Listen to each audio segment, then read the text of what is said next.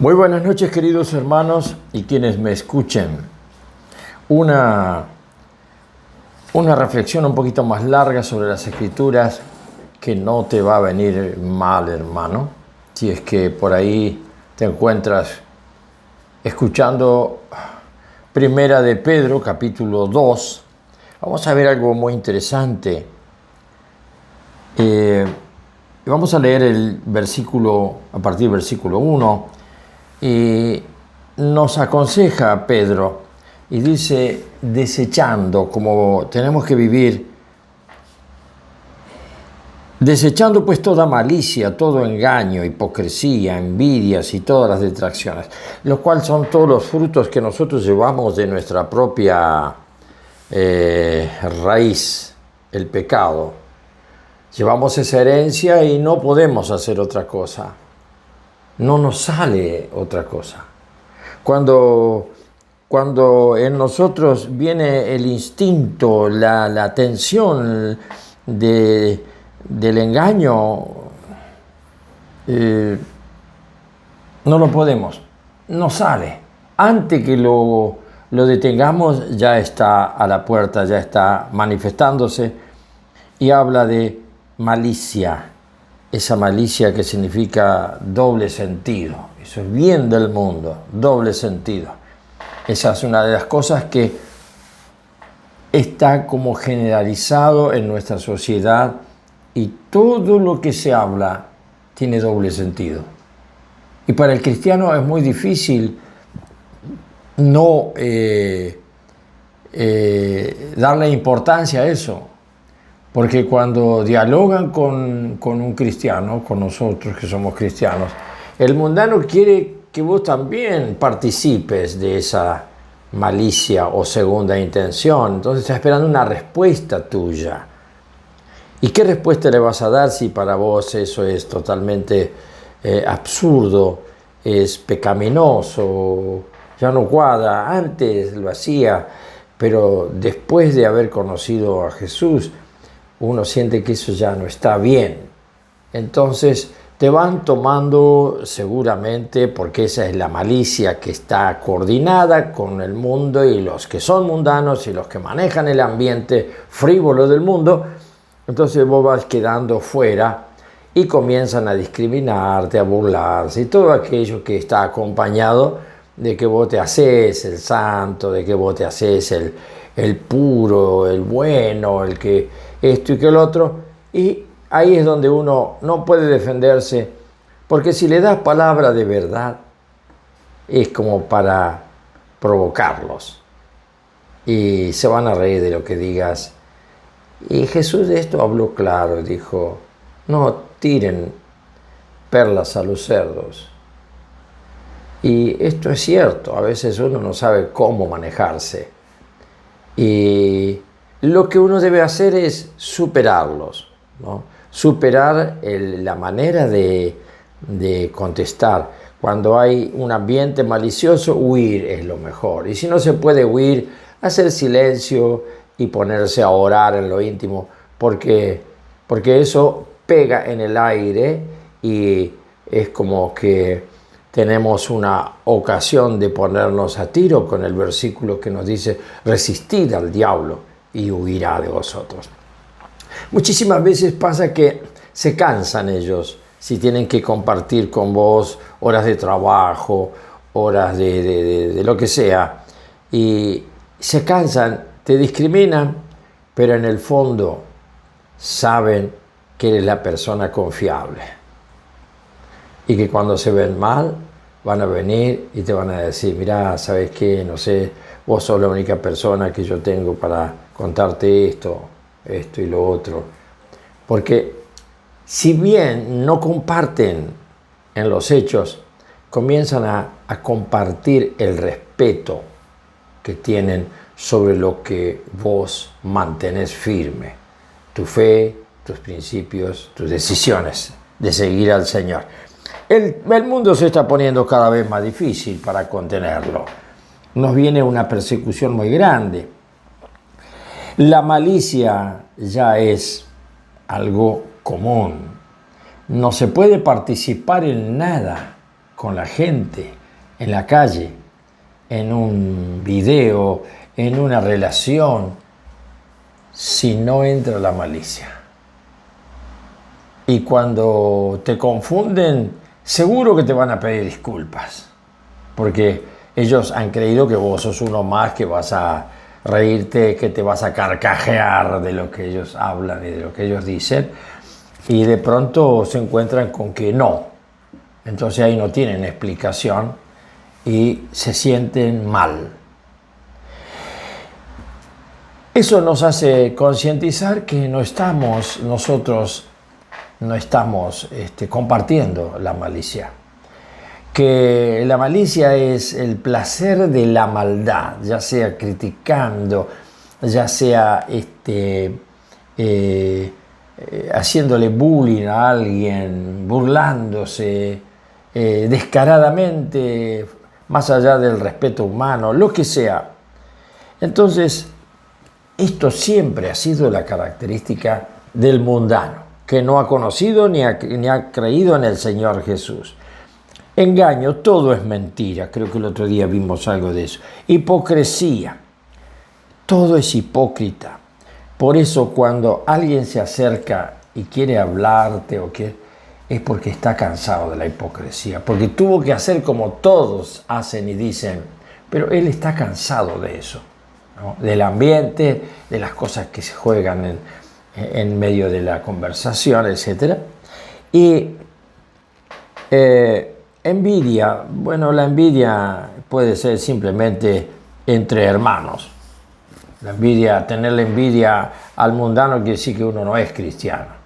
Porque ¿qué le podés envidiar si lo que tiene, lo tiene a través de trampa, mentira, de todo lo que es corrupción, etc.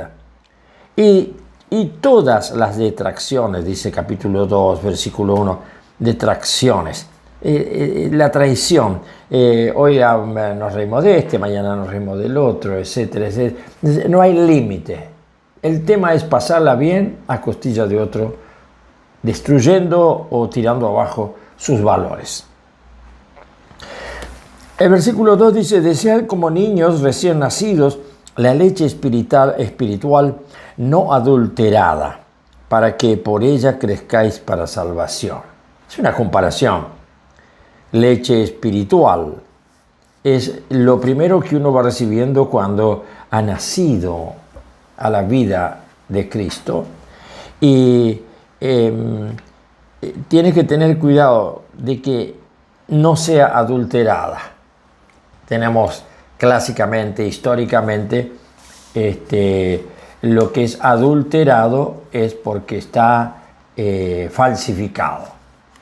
Y sabemos que la comparación más clara es adulterar la leche con agua.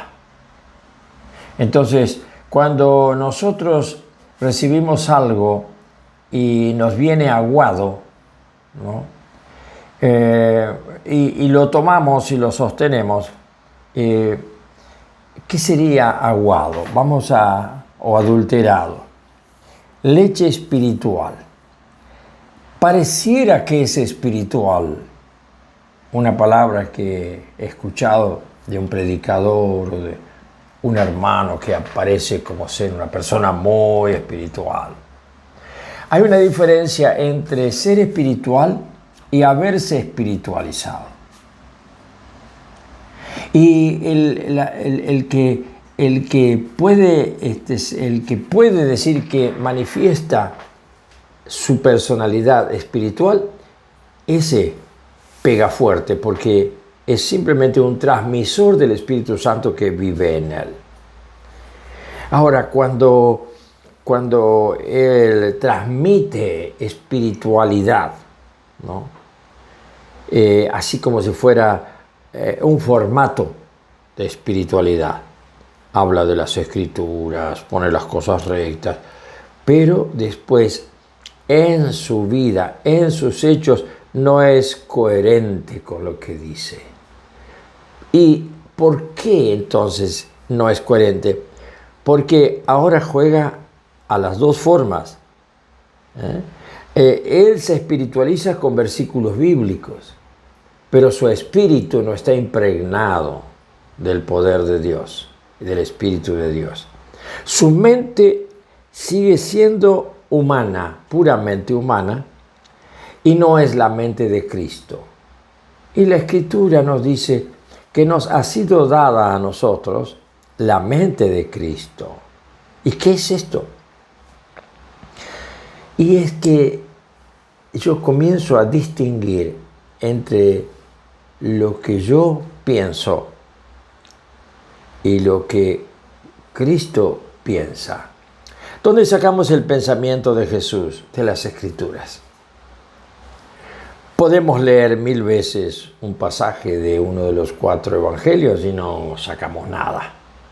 Por eso tenemos que estar ya en el camino de la búsqueda. El que busca encuentra, lo dijo Jesús. El que pide recibe, y el que golpea, a ese se le abrirá. Entonces, uno necesita una dedicación y decisión permanente en este aspecto para tener esa respuesta de Dios. Cuando uno lo hace todo fácil a lo espiritual y cree que entiende las cosas espirituales y las acomoda a su pensamiento, está inventando.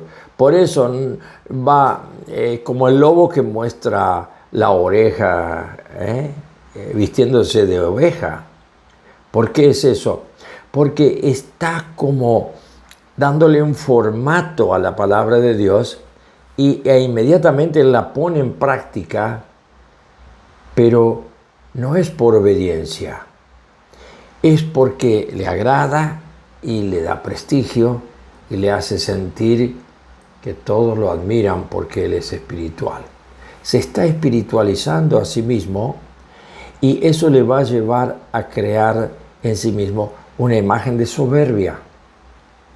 Y con esa soberbia, el que distingue y el que ama la verdad se va a dar cuenta que cuidado con ese hermano, que de tan espiritual es una persona dura y busca defenderse constantemente, no reconoce sus errores, no reconoce que él es el menor de todos.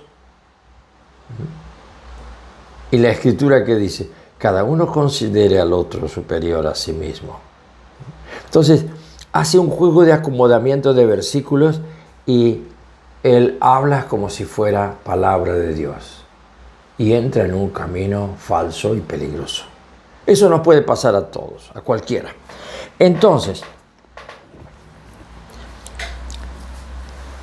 niños recién nacidos, dice, deseen como niños recién nacidos la leche espiritual no adulterada, que venga directamente a convencerme, primero, de mis pecados. Segundo, me convence de la realidad que se transforma en una luz. Ahora veo tal cosa. Y ahora me doy cuenta que yo antes no veía, y porque no veía, lo hacía. Y participaba en las obras de las tinieblas en que está el mundo. Pero ahora ya no. Y es como que a veces uno tiene una nostalgia, ¿no? ¿Y qué hay de malo? ¿Por qué no puedo? Si antes lo hacía y yo no sé por qué ahora el Espíritu Santo te va a contestar enseguida si hay sinceridad en tu corazón. Y te va a decir, eso no es acorde con el pensamiento de Jesús. ¿Por qué? Porque nosotros ahora van a funcionar los dos pensamientos. Ahora ya no vamos a juzgar las cosas por si esto es bueno y esto es malo. Se acabó. Esa era la ley del conocimiento del pecado de Adán, que ahora quedó conociendo el bien y el mal y poder juzgar lo que es bueno y lo que es malo. Pero cada uno tiene lo bueno y lo malo que cree tener por sí mismo. Nosotros cuando recibimos por la fe en Jesús la luz del Espíritu Santo, ahora es claro en nosotros que nosotros, si hacemos como antes, que así, o esta persona, o este hermano, o este pastor, o quien sea, así. Y el juicio del Señor, que también funciona en nosotros, nos dice, sí, pero... Y él decía, no juzgues para no ser juzgado. Viene el pensamiento de Jesús que te marca. No, todo me es lícito, pero no todo me conviene. Por las dudas dejamos así. Entonces hay muchas cosas que no son nuestros pensamientos, son los de Él. Y ya no juzgamos si está bien o está mal a nuestro criterio. Ahora juzgamos si esto que yo hago le agrada al Señor o no le agrada. Y vamos aprendiendo a darnos cuenta. Y después cualquier cosita que estamos pensando, no, esto no le agrada al Señor. Corte. Al final pasamos el día diciendo corte. Porque nos damos cuenta que lo que sale de nosotros es pura carne y no son los pensamientos que el Señor quiere que comiencen a mostrarse a otros en nuestra persona. Se tarda bastante tiempo y a veces uno, con muchísimos años de conocer a Jesús, todavía tiene esas reacciones que dice, quietito ahí, quieto ahí. Y los que somos de carácter, que el Señor nos ha amansado y nunca terminó, y todavía nos queda un montón de tiempo para que nos amanse, bueno, te puedo declarar mi testimonio. Puedes ponerte la mano acá, no en el corazón, donde sabemos que hay un motorcito que hace ruidito. Ponete la mano acá, y ahí comienza a bajarla despacito y decir, quieto, tigre. El mejor consejo que yo te puedo dar. Quieto, tigre. Respiras hondo. Quieto, tigre. Porque el Señor no quiere violencia. Él es príncipe de paz. Paz. Sí, pero paz. Sí, pero paz. Sí, paz. Paz. ¿Sí? Es un formato que uno tiene que aprender a manejar. ¿Por qué? Porque sabemos que no nos podemos conducir en la carne cuando estamos predicando con nuestra vida o con nuestra palabra lo que es el Espíritu del Señor. De esta manera, muchos son los que se borran. No, dura es esta palabra. Duro es seguir a Cristo. Bueno, tú eliges. Pero si eliges seguir al Señor, no juega a dos puntas. Hacerlo siempre con una decisión de franqueza, ir frontalmente. ¿Y a dónde se va cuando uno ha cometido un error? Al piso. En el piso se solucionan todos los problemas. Cuando vos te erguís y te levantás y querés tapar y arreglar y hacer callar las voces y que este no cuente y que lo... Te metes en un valor, ¿no? Que cuando se descubre lo único que dicen, cómo le faltó tener al Señor en su corazón. Resulta ser que parecía, pero no era. Siempre, entonces, la verdad. Y nos dice en el versículo 3, si es que habéis gustado la benignidad del Señor. Esto ya es algo muy interesante esto, gustar. Cuando uno gusta algo, lo quiere repetir a ese sabor. Y yo diría, uno hasta quiere, hasta hace un vicio de ese sabor. Yo no como otra cosa que eso, yo no bebo otra cosa que esto, ¿no?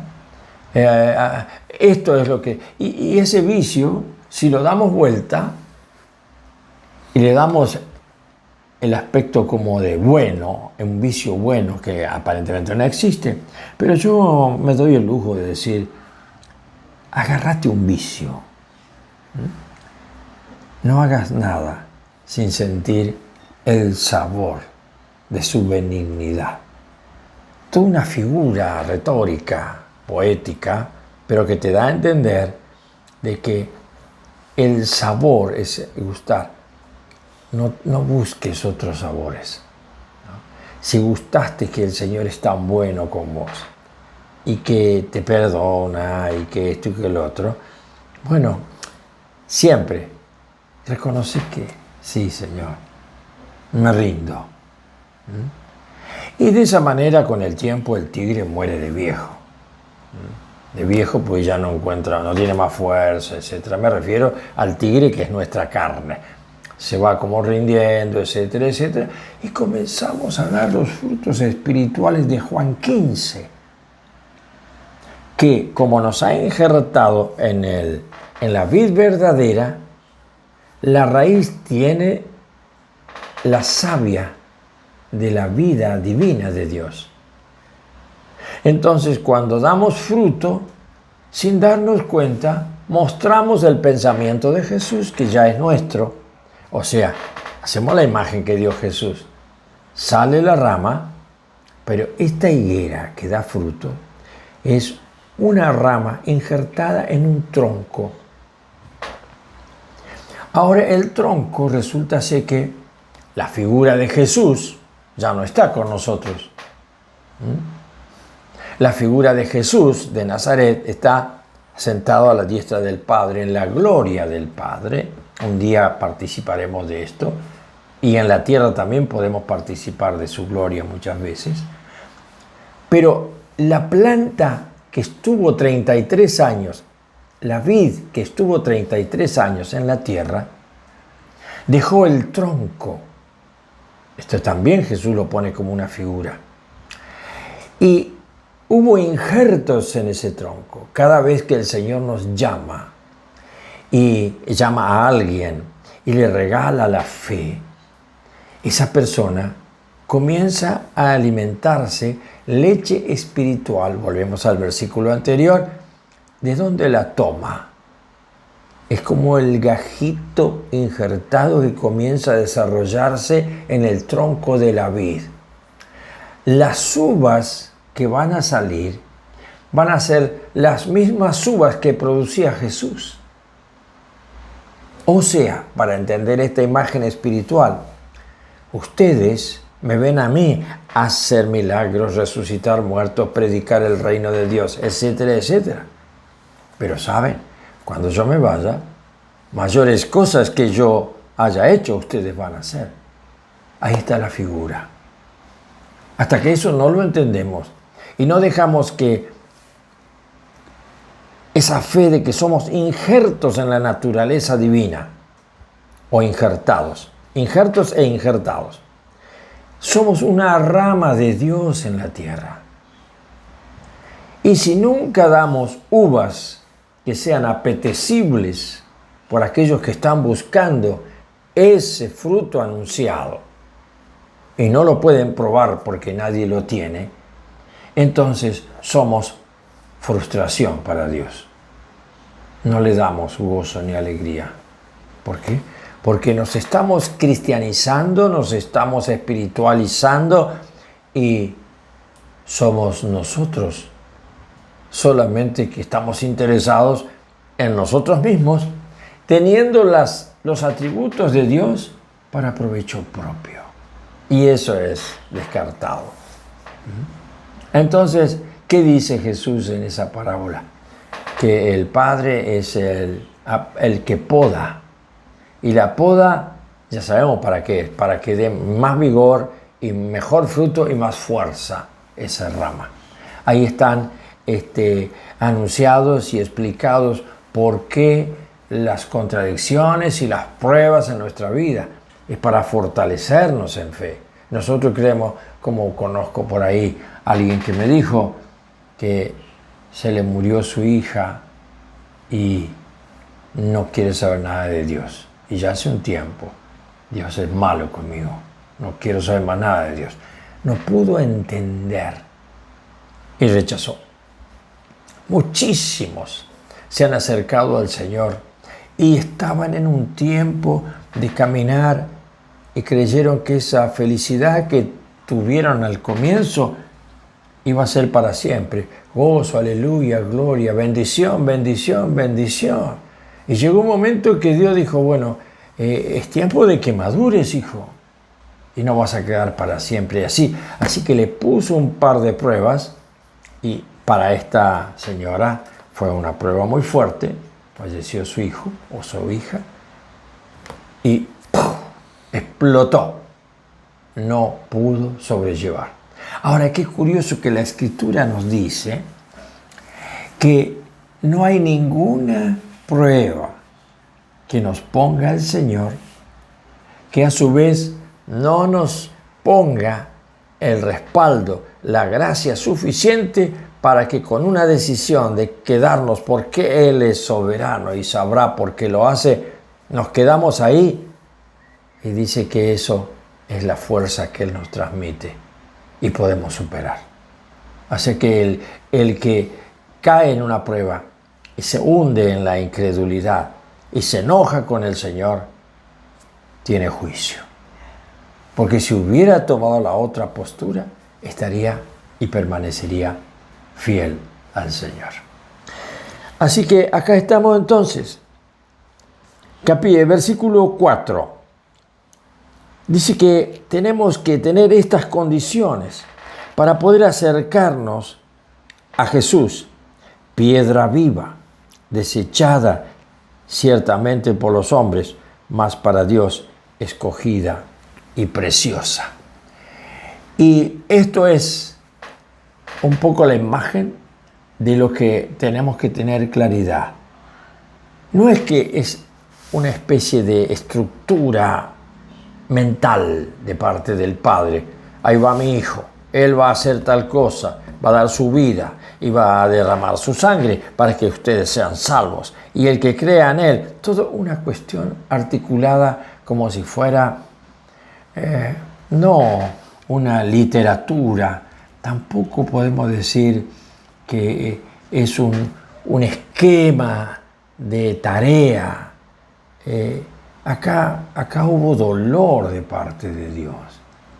Acá hubo muchas lágrimas de parte de Dios. No podemos comprender esto hasta que no llegamos a darnos cuenta cuánto valemos para Dios. Porque este mundo nos ha desvalorizado tanto. Padres, madres, tenemos más heridas adentro. Si realmente el Señor no estuviera en nuestra vida, sangraríamos por todos lados y estaríamos duros de corazón. Él nos ablanda y Él nos hace entender que hay un respaldo y que Él lo que quiere es revelarnos lo que nosotros somos para Él, que nos creó a su imagen y semejanza. Y nuestro futuro es que estemos metidos en Dios. Y con esto termino esta noche. ¿Sabes el propósito que tiene el Padre? ¿Sabes cuál es tu lugar en la Trinidad? El Cristo de Dios. O sea que nunca voy a poder conocer al Padre, porque el Padre tiene una imagen para mí que es Jesús. Nunca voy a conocer al Espíritu Santo, porque el Espíritu Santo tiene la imagen de mostrarme a Jesús, o sea, el poder de mostrarme a Jesús. Así que para mí el Señor Jesucristo es todo. Y yo ya estoy metido en Él. Y cuando yo me vaya de este mundo, tengo un lugar dentro de Él. Y dentro de Él voy a ser hijo, igual que su unigénito. Y Jesús será simplemente el primogénito, unigénito y primogénito. Y nosotros seremos sus hermanos, una familia, seremos una entidad, una personalidad en Dios. Nadie pensará diferente. Qué grandioso. Por eso no habrá disidencias para nada. Todo será un solo pensamiento, darle gloria a Él. Y el Padre amará a su Hijo. Y en su Hijo estamos nosotros. tendremos la plenitud de gozo y de amor del Padre. Él quiso extenderle a su Hijo y lo multiplicó. Nosotros somos los múltiplos del Hijo de Dios. Por lo tanto, hijos auténticos, igual que Jesús. Y como no teníamos la divinidad porque somos seres creados, nos injertó a la divinidad. Y ahora podemos entenderle a Dios, lo cosa que el mundo no puede entenderle. Podemos hablar de Él, podemos conocerle, y por eso, por ese conocimiento que va viniendo y nos da crecimiento, le podemos alabar y bendecir en cada momento, porque vamos comprendiendo su grandeza, grande es, pero también vamos comprendiendo nuestra grandeza. Y nuestra grandeza nos lleva al piso. ¿Por qué? Porque la tenemos en esperanza que nos purifica. Somos tan grandes y somos algo tan grandioso que como el mundo no nos acepta ni nos conoce, nos desecha. ¿Y qué decimos? Nos desechan porque se dan cuenta que no somos de este mundo. Que el Señor les bendiga esta noche.